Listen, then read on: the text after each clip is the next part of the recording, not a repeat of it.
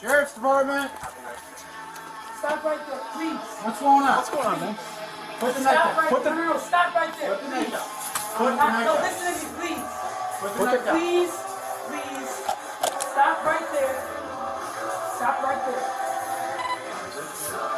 Now, no, please. Put the knife down. I will not put this knife down. Now, all I want to do, Put the knife down. my mother. Step. Put the knife down now. Put it down.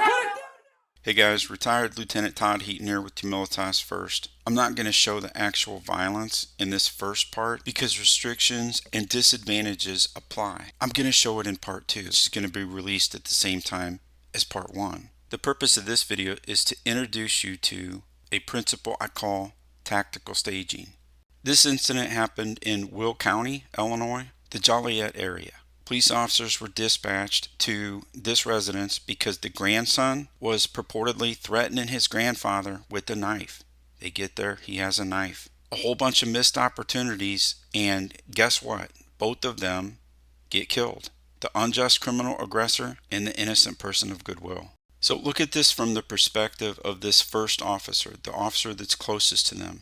This could be you. This could be your grandfather. This could be your brother, your cousin, your friend, an acquaintance, at any number of family gatherings. The reason behind breaking this down in the way that I'm breaking it down is to show you practical lessons so that those lessons are not lost in vain. What's actually feasible and why. When viewed as saving innocent life, this was a failure. We don't want those lessons to be lost in vain. We want to learn from them so they're not repeated. So this is just an introduction. There's more to tactical staging. In this particular circumstance, let's take a look at how it works. Coming up in law enforcement, one of the things that I heard was the quote from retired United States Marine Corps General James Mad Dog Mattis. He said, be polite, be professional, but have a plan to kill everybody you meet. Now, as a Catholic first and as retired law enforcement, I would tweak this just a little bit to have a plan to stop everybody you meet. So a lot of folks like this quote, but what does it mean? Somebody's got to begin to unpack, well, what does that look like? Show me what that looks like. I'm going to show you the first step. So the first part of a plan to stop anybody you meet has to do with where are you going to position yourself in relation to this particular problem. So you're going to want some kind of fighting stance that's oriented facing the potential threat. You're going to want your dominant eye in line with that potential threat. So if you have to draw and bring the firearm up to your dominant eye, you're already in the position you want to be in. You're going to want to position yourself so that your foreground and your background are clear. Ideally, you also want the threat, the suspect, to be 1 meter away from any teammates, friendlies, or other innocent people. The reason for that is, if possible, you don't want to have to take a shot that's closer than that. Could it happen? Yeah, it could.